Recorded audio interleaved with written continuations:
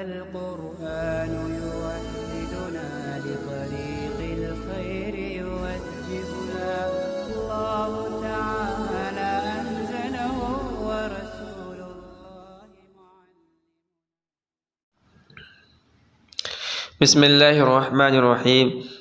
وهذه الانواع التي ذکرناها، اور یہ اقسام جس کا ذکر ہم نے کیا ہے، لا يحصل العلم بصدق الخبر منها، نہیں حاصل ہوگا حدیث کے سچائی کا علم منها اس سے، الا للعالم بالحدیث، مگر اس عالم کو جو حدیث کا جاننے والا ہو، مگر اس آدمی کو جو حدیث کا جاننے والا ہو، المتبحر فیہ، اور اس میں مہارت رکھنے والا ہو، العارف باحوال الرواة، راویوں کے احوال کو جاننے والا ہو، المطلع علی العلل، حدیث کی علتوں پر مطلع ہونے والا ہو، وکون غیرہ لا يحصل له العلم بصدق ذلك، اور یہ کہ غیر عالم بالحدیث کے لیے اس حدیث کے سچائی کا علم کا حاصل نہ ہونا، لقصورہ عن الاوصاف المذکورۃ التی ذکرناها، یہ جملہ معترضہ ہے، اور اصلی عبارت ہے لا يحصل له العلم بصدق ذلك، کہ غیر عالم دین کے لیے، یعنی کوئی عام آدمی کے لیے جو حدیث کے علتوں کو جاننے والا نہیں ہے، راوی کے احوال کو جاننے والا نہیں ہے، علم حدیث سے تعلق رکھنے والا نہیں ہے، تو اس کو ان اقسام سے علم حاصل نہیں ہوگا۔ کیوں علم حاصل نہیں ہوگا؟ لقصورہ عن الاوصاف المذکورۃ التی ذکرناها، ان اوصاف کے اس میں نہ پائے جانے کی وجہ سے جس کا ذکر ہم نے کیا ہے۔ تو یہ جملہ معترضہ ہو گیا۔ اصل عبارت ہے وَكَوْنُ غَيْرِهِ لَا يَحْصُلُ لَهُ الْعِلْمُ بِصِدْقِ ذَلِكَ، اور یہ کہ غیر عالم بالحدیث کے لیے اس حدیث کے سچائی کا علم حاصل نہ ہونا لا ينفي حصول العلم للمتبحر المذکور، یہ نفی نہیں کرتا ہے علم کے حاصل ہونے کو مذکورہ متبحر عالم کے لیے۔ تو صاحب کتاب حافظ نے رحمۃ اللہ علیہ یہاں سے یہ بتلانا چاہ رہے ہیں کہ دیکھیے، ہم نے جو بتلایا ہے کہ خبر واحد تو اصلاً مفید ظن ہوتی ہے، مگر اگر قرائن کے ساتھ محتف ہو جائے، منظم ہو جائے، تو وہ یقین کا فائدہ دیتی ہے۔ اور 3 قسمیں ذکر کی ہیں۔ نمبر 1 وہ احادیث جن کی تخریج صحیحین میں کی گئی ہو، اور نمبر 2 وہ احادیث جس کو ائمہ حدیث نے روایت کیا ہو، اور نمبر 3 وہ نمبر 2 پر ہے وہ خبر مشہور یعنی خبر واحد جس کے متعدد طرق ہوں، اور نمبر 3 پر ہے وہ احادیث جن کو ائمہ حدیث نے روایت کیا ہو۔ تو ان سے یقین کا، ان قرائن کی وجہ سے اس خبر واحد سے یقین اور علم نظری کا فائدہ حاصل ہوگا۔ مگر کس کو حاصل ہوگا؟ کیا ہر ایک کو حاصل ہوگا؟ ایک عام آدمی ہے جس کا علم حدیث سے تعلق ہی نہیں ہے، جو روات کے احوال کو جانتا ہی نہیں ہے، جو حدیث کے علتوں کو پہچانتا ہی نہیں ہے، اس کے سامنے حدیث کو ہم بیان کریں گے تو کیا وہ اس کے لیے مفید یقین ہوگا، مفید علم ہوگا؟ کہہ رہے کہ نہیں ہوگا۔ یہ تو اس آدمی کے لیے ہوگا جو علم حدیث سے تعلق رکھنے والا ہے، جو علم حدیث کا ماہر ہے، جو علم حدیث کے اندر تبحر اختیار کیے ہوئے ہے۔ اس آدمی کے سامنے جب اس خبر کو جو قرائن کے ساتھ محتف ہے بیان کیا جائے گا تو اس سے یقین کا فائدہ حاصل ہوگا، اس سے علم کا فائدہ حاصل ہوگا۔ مگر کسی غیر عالم کے سامنے اس کو بیان کیا جائے گا تو اسے علم کا فائدہ حاصل نہیں ہوگا، اور اس کو علم کا فائدہ نہ دینا یہ اس بات کی نفی نہیں کرتا ہے کہ جو عالم دین ہے، عالم حدیث ہے، اس کو بھی علم کا فائدہ نہیں دے گا۔ یہ بات یہاں پوری ہو گئی۔ اب خلاصہ کہہ رہے کہ ہم نے جو ہے خبر محتف بالقرائن کی جو اقسام بیان کی ہیں وہ 3 قسمیں ہیں۔ ومحصل الانواع الثلاثة التي ذکرناها، اور مذکورہ تینوں اقسام کا ما حصل خلاصہ ان الاول یختص بالصحیحین، پہلی قسم یہ صحیحین کے ساتھ خاص ہے، والثانی بما له طرق متعددۃ، اور دوسرا اس حدیث کے ساتھ خاص ہے جو خبر واحد ہو اور اس کے متعدد طرق ہوں، والثالث بما رواه الائمۃ، اور تیسری قسم اس حدیث کے ساتھ خاص ہے جس کو ائمہ حدیث نے روایت کیا ہو۔ کہہ رہے ہیں کہ ایسا، یہ تو تین قسمیں ہیں، الگ الگ تین قسمیں ہیں، اور اگر تین قسموں کی مثالیں آپ تلاش کریں گے ذخیرہ احادیث کے اندر تو الگ الگ تینوں قسم کی مثالیں آپ کو آسانی کے ساتھ مل جائیں گی۔ مگر ایسا بھی ہو سکتا ہے کہ کوئی حدیث ہو اور اس کے اندر یہ تینوں قسم ایک ساتھ جمع ہو جائے، یعنی اس حدیث کی تقریر صحیحین کے اندر کی گئی ہو اور وہ حدیث خبر واحد ہو اور اس کے متعدد طرق ہوں اور اس حدیث کو ائمہ حدیث نے روایت کیا ہو، ایسا بھی ممکن ہے۔ وَيُمْكِنُ اجتماع الثلاثة فی حدیث واحد، اور ان تینوں قسموں کا ایک حدیث کے اندر اکٹھا ہونا ممکن ہے۔ وَلَا يَبْعُدُ حِينَئِذٍ الْقَطْعُ بِصِدْقِهِ، اور اس وقت اس حدیث کے سچائی کی قطعیت یہ دور نہیں ہوگا۔ وَلَا يَبْعُدُ، اور دور نہیں ہوگا، حِينَئِذٍ اس وقت الْقَطْعُ بِصِدْقِهِ اس کے قطعیت، اس کے صدق کی قطعیت، اس کے سچائی کی قطعیت، یعنی جب کسی ایک حدیث کے اندر یہ تینوں قسمیں ایک ساتھ اکٹھی ہو جائیں گی تو حدیث مضبوط درجے کی جو ہے حدیث ہو جائے گی۔ واللہ عالم، اور اللہ ہی بہتر جاننے والا ہے۔ یہ بات یہاں پوری ہو گئی۔ اب آگے صاحب کتاب نے جو شروع کے اندر تقسیم کی تھی حدیث اور خبر کی کہ بے اعتبار الاصول الینا، ہم تک پہنچنے کے اعتبار سے خبر کی 4 قسمیں ہیں، اور ان میں سے چوتھی قسم تھی خبر غریب، حدیث غریب، اس کی قسم بیان کر رہے ہیں۔ کہہ رہے ہیں کہ اس کی 2 قسم ہیں، ایک ہے فرد مطلق، دوسرا ہے فرد نسبی۔ ثم الغرابۃ اما ان تکون فی اصل السند، پھر غرابت یعنی راوی کا تفرد، غرابت سے مراد ہے یا تو اصل سند کے اندر ہوگا، یہ تو متن کی عبارت ہو گئی، یعنی نخبہ کی عبارت ہے۔ اب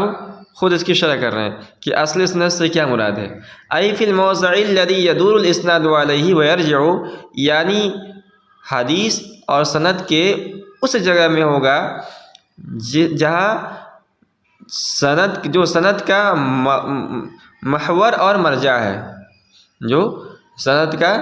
محور اور مرجع ہے۔ ولو تعددت الطرق، اگرچہ اس حدیث کے طرق متعدد ہوں۔ وہو طرفہ الذی فیہ الصحابی، اور حدیث کا وہ حصہ ہے جس میں صحابی ہو۔ اس عبارت پر یعنی وہ طرفہ الذی فیہ الصحابی، اس عبارت پر دیگر محدثین نے اشکال کیا ہے حافظ پر، کہ حافظ ابن حجر رحمۃ اللہ علیہ نے جو یہاں طرفہ الذی فیہ الصحابی کہا ہے، اس سے بظاہر یہ معلوم ہوتا ہے کہ اگر کوئی حدیث ہے اور اس حدیث کے راوی کرنے والے، حدیث کی روایت کرنے والے پہلے راوی یعنی صحابی وہ کسی اس حدیث کی روایت کرنے متفرد ہیں تو اس حدیث کو فرد مطلق کہا جائے گا، حالانکہ معاملہ ایسا نہیں ہے، اس لیے کہ کسی حدیث میں صحابی کا تفرد یہ موزل نہیں ہوتا ہے۔ تو دیگر محدثین نے جو ہے اس کی صراحت کی ہے کہ جو ہے تفرد جو ہے صحابی میں ہو تو اس کے اعتبار نہیں ہوتا ہے، تابعی کے اندر ہو یا اس کے بعد والے مرحلے کے اندر ہو تو اس تفرد کا اعتبار کیا جاتا ہے۔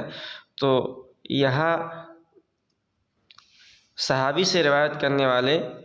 راوی یعنی تابعی مراد ہونا چاہیے، مگر حافظ نے صحابی کا ذکر کیا ہے، یہ بظاہر صحیح نہیں ہے۔ حافظ ابن رحمۃ اللہ علیہ کے ایک شاگرد ہے، مشہور شاگرد علامہ قاسم نے قطلبغہ، انہوں نے کہا کہ میرے استاد کی مراد یہاں تابعی ہی ہیں، یعنی ان کی مراد یہ نہیں کہ صحابی کسی حدیث کے اندر روایت کرنے متفرد ہوں تو اس کو فرد مطلق کہا جائے گا، بلکہ میرے استاد کی مراد یہ ہے کہ صحابی سے روایت کرنے والا راوی متفرد ہو۔ بہرکیف اگر تفرد صحابی سے روایت کرنے والا راوی کے اندر ہے، یعنی کسی حدیث کو صحابی سے ایک ہی راوی روایت کر رہا ہے، تو اس کو فرد مطلق کہا جائے گا۔ او لا یکون کذالک، یا معاملہ ایسا نہیں ہوگا، یعنی اصل سند کے اندر تفرد نہیں ہوگا، بان یکون التفرد فی اثنائہ، بائیں طور پر کہ تفرد حدیث کے درمیان میں ہوگا، تابعی کے بعد ہوگا درمیان میں، کہ ان یروی عن الصحابی اکثر من واحد، جیسے کہ صحابی سے روایت کرنے والے ایک سے زیادہ ہوں، ثم ینفرد بروایتی عن واحد منہم شخص واحد، پھر منفرد ہو جائے ان سے روایت کرنے والا ان میں سے ایک ہی آدمی۔ فالاول الفاظ المطلق، تو پہلی قسم کا نام فرد مطلق ہے، یعنی تفرد اگر صحابی سے روایت کرنے والے تابعی کے اندر پایا جائے اسے فرد مطلق کہا جائے گا۔ اس کی مثال لے رہے ہیں کہ حدیث النہی عن بیع الولاء وعن ہبتہ، جیسے کہ وہ حدیث جو ولا کے بیچنے اور اس کے ہبہ کرنے کے سلسلے میں وارد ہے۔ مشہور حدیث ہے کہ الولاء لحمۃ کلحمۃ النسب، تو اس حدیث کو حضور پاک صلی اللہ علیہ وسلم سے روایت کرتے ہیں حضرت عبداللہ ابن عمر رضی اللہ تعالیٰ عنہ، اور حضرت عبداللہ ابن عمر رضی اللہ تعالیٰ عنہ راوی ہیں، صحابی ہیں، اور ان سے جو روایت کرنے والے ہیں وہ ہے عبداللہ ابن دینار رحمۃ اللہ علیہ، یہ تابعی ہیں، اور اس حدیث کو حضرت عبداللہ ابن عمر رضی اللہ تعالیٰ عنہ سے روایت کرنے میں یہ متفرد ہے، تنہ تنہا، ان کے علاوہ اور کوئی اس حدیث کو حضرت عبداللہ ابن عمر سے روایت نہیں کرتا ہے، تو اس حدیث کو کہا جائے گا فرد مطلق۔ کیوں؟ اس لیے کہ تفرد جو ہے اصل سند کے اندر وارد ہوئی ہے، یعنی صحابی کے بعد تابعی کے اندر وارد ہوئی۔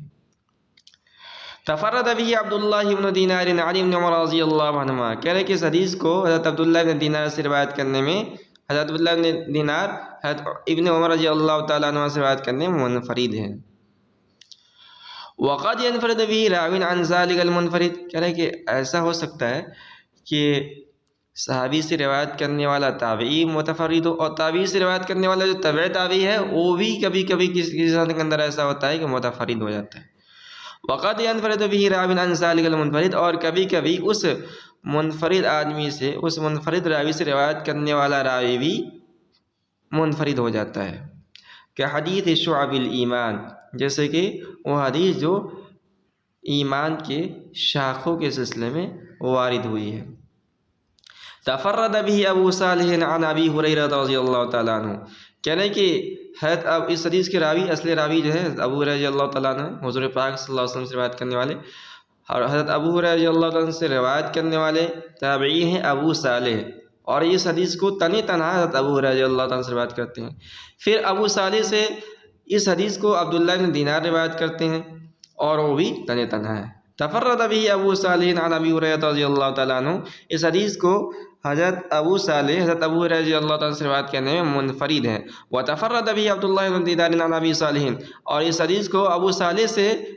صرف حضرت عبداللہ بن دینار روایت کرتے ہیں۔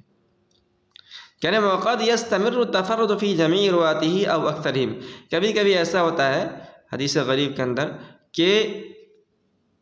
تفرد مستمر ہوتا ہے ان کے اس حدیث کی صنعت کے اکثر روات کے اندر، یا پورے کے پورے روات کے اندر، اور ہر مرحلے کے اندر صرف ایک ہی راوی روایت کرنے والا ہوتا ہے۔ کہنا فی مسند البزار والمعجم الاوسط للطبرانی امثلۃ کثیرۃ لذلک، کہنے کہ مسند بزار کا مطالعہ کریں گے آپ، اور معجم اوسط امام طبرانی کی اس کا مطالعہ کریں گے تو اس میں اس طرح کی حدیثیں بکثرت ملیں گی جو غریب ہیں، فرد ہیں، اور جس میں جو ہے روایت کرنے والا راوی صحابی کے بعد یا تو ایک ہے، اور یا تفرد جو ہے تابعی کے مرحلے کے اندر ہے، تبع تابعی کے مرحلے کے اندر ہے، یا اکثر سند کے اندر ہے، یا پورے کے پورے سند کے اندر ہے۔ اس طرح کے بہت ساری حدیثیں آپ کو مل جائیں گی۔ اس کی مدد دوسری قسم ہے فرد نسبی، والثانی الفرد النسبی، اور دوسری قسم کا نام فرد نسبی ہے۔ سمی بذالک، اس حدیث کا نام فرد نسبی اس لیے رکھا گیا ہے لکون التفرد فيه حصل بالنسبة الى شخص معین، اس لیے کہ اس حدیث کے اندر تفرد وارد ہوا ہے ایک خاص آدمی کی طرف نسبت کرتے ہوئے۔ تو فرد نسبی کے اندر اصل سند کے اندر تفرد نہیں ہوتا ہے، تابعی کے اندر تابعی صحابی سے روایت کرنے سے تابعی ہوتا ہے، وہ تنی تنہا نہیں ہوتا ہے، بلکہ صحابہ سے روایت کرنے والے، صحابی سے روایت کرنے والے ایک بہت بڑی تعداد ہوتی ہے، کبھی کبھی تو ایک جمع غفیر ہوتا ہے، لیکن درمیان کے جو راوی ہوتے ہیں وہ متفرد ہو جاتے ہیں، تو اس راوی کی طرف، اس خاص راوی کی طرف نسبت کرتے ہوئے اس کو فرد نسبی کہا جاتا ہے۔ وَإِنْ كَانَ الْحَدِيثُ فِي نَفْسِهِ مَشْهُورًا، کہہ رہے کہ اگرچہ فی نفسی حدیث مشہور ہوتی ہے، وَيَقِلُّ إِطْلَاقُ الْفَرْدِيَّةِ عَلَيْهِ، اور کہہ رہے کہ اس قسم پر فردیت کا اطلاق بہت کم ہوتا ہے، لِأَنَّ الْغَرِيبَ وَالْفَرْدَ مُتَرَادِفَانِ لُغَةً وَاصْطِلَاحًا، اس لیے غریب اور فرد یہ دونوں کے دونوں لغویت اور اصطلاحی اعتبار سے مترادف ہیں، إِلَّا أَنَّ أَهْلَ الْإِصْطِلَاحِ غَايَرُوا بَيْنَهُمَا، مگر یہ کہ اہل اصطلاح نے ان کے درمیان مغایرت بیان کی ہے، من حیث کثرت الاستعمال وقلته، کثرت استعمال اور قلت استعمال کے اعتبار سے، فالفرد اکثر ما یطلقونه علی الفرد المطلق، تو فرد کا اطلاق وہ اکثر فرد مطلق پر کرتے ہیں، والغریب اکثر ما یطلقونه علی الفرد النسبی، اور غریب کا اکثر اطلاق وہ فرد نسبی کرتے ہیں، وهذا من حيث اطلاق الاسم عليهما، اور یہ ان دونوں یعنی فرد مطلق اور فرد نسبی ان دونوں پر اطلاق کے اعتبار سے ہے، وَأَمَّا مِنْ حَيْثُ اسْتِعْمَالِهِمْ الْفِعْلَ الْمُشْتَقَّ فَلَا يُفَرِّقُونَ، اور رہا فعل مشتق کے استعمال کے اعتبار سے تو وہ کوئی تفریق نہیں کرتے ہیں، فَيَقُولُونَ فِي الْمُطْلَقِ وَالنِّسَبِيِّ تَفَرَّدَ بِهِ فُلَانٌ او اغرب به فلان، چنانچہ وہ کہتے ہیں فرد مطلق کے سلسلے میں اور فرد نسبی کے سلسلے میں کہ تفرد به فلان یہ بھی کہتے ہیں اور اغرب به فلان یہ بھی کہتے ہیں۔ اس پوری عبارت کے اندر یعنی دوسری قسم کا تو بیان ہو چکا ہے، دوسری قسم کا نام فرد نسبی ہے، جس میں تفرد اثناء سند، درمیان سند میں وارد ہوا ہو تو اس کو فرد نسبی کہا جاتا ہے۔ اس کے بعد ایک دوسری بات چھیڑی انہوں نے کہ دو لفظ ہیں، ایک ہے غریب اور دوسرا ہے فرد، کیا یہ دونوں ایک ہی ہے یعنی دونوں مترادف ہیں یا ان کے درمیان تغایر ہے؟ تو تین باتیں بتائی انہوں نے حافظ رحمۃ اللہ علیہ۔ پہلی بات یہ بتائی ہے کہ فرد اور غریب ان دونوں کے درمیان لغوی اور اصطلاحی اعتبار سے ترادف ہے، لہٰذا ہر حدیث غریب کو فرد اور ہر حدیث فرد کو غریب کہا جاتا ہے۔ دوسری بات یہ نقل کی ہے کہ غرابت اور فرد سے بننے والے افعال مشتقہ میں بھی استعمال کے لحاظ سے ترادف اور تساوی ہے، دونوں میں سے ہر ایک کے لیے استعمال ہوتا ہے، چنانچہ اگر کسی حدیث کی روایت کرنے میں کوئی راوی متفرد ہو تو اغرب به فلان بھی کہتے ہیں اہل عرب اور تفرد به فلان بھی کہتے ہیں، استعمال کے اعتبار سے بھی کوئی فرق نہیں کرتے ہیں فرد اور غریب کے درمیان۔ تیسری بات یہ بتائی ہے کہ اسم کے اطلاق کے اعتبار سے کثرت استعمال اور قلت استعمال کے پیش نظر ان دونوں میں تغایر ہے، یعنی محدثین اکثر اوقات فرد مطلق کے لیے لفظ فرد استعمال کرتے ہیں، یعنی فرد مطلق کے لیے وہ غریب کا لفظ استعمال نہیں کرتے ہیں بلکہ فرد کا لفظ استعمال کرتے ہیں، اور فرد نسبی کے لیے اکثر طور پر وہ لفظ غریب کا استعمال کرتے ہیں۔ تو اس اسم کے اطلاق، نام کے اطلاق کے اعتبار سے کثرت اور قلت اس کی طرف نظر کرتے ہوئے ان دونوں میں تغایر